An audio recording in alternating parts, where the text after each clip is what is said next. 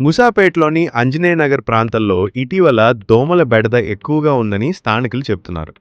నిల్వ నీరు, చెత్త పేరుకుపోవడం, కాలువలు మరియు చెరువులు శుభ్రంగా లేకపోవడం వల్ల ఈ సమస్యలు ఏర్పడుతున్నాయి. చెత్త, ప్లాస్టిక్, నిల్వ నీరు పేరుకుపోవడం వల్ల దోమలు మరియు ఇతర కీటకాలు వేగంగా పెరుగుతున్నాయి. ఇవి దోమల పెరుగుదలకు ప్రధాన కారణాలు. చెరువులను ఎప్పటికప్పుడు శుభ్రం చేయకపోవడం వల్ల నిల్వ నీరు, చెత్త, మొక్కజొన్నలు పెరుగుతున్నాయి. ఇవి దోమల పెరుగుదలకు అనుకూల పరిస్థితులు కల్పిస్తున్నాయి. కాలనీలో చాలా రోజులుగా ఫ్యాగింగ్ చేయడం లేదు. దాంతో దోమల సంఖ్య గణనీయంగా పెరిగింది. ముఖ్యంగా రాత్రిపూట కాలనీ వాసులు నిద్రపోవడానికి ఇబ్బంది పడుతున్నారు. చిన్నపిల్లలు, వృద్ధులు ఎక్కువగా బాధపడుతున్నారు.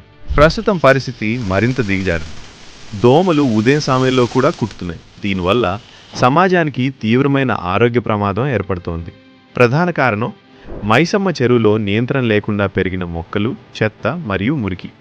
దీన్ని అత్యవసరంగా శుభ్రం చేయాల్సిన అవసరం ఉంది.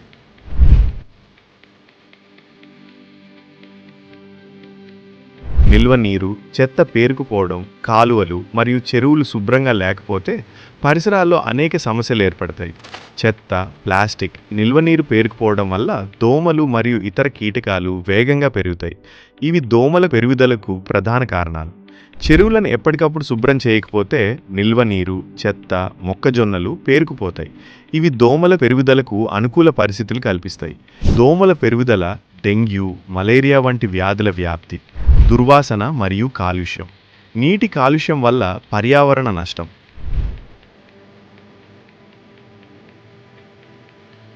కాలువలను తరచుగా శుభ్రపరచడం, చెరువుల్లో నిల్వ నీరు తొలగించడం, చెత్తను సరిగా పారవేయడం, అవగాహన కార్యక్రమాలు నిర్వహించడం, అవసరమైతే ప్యాగింగ్ చేయించడం.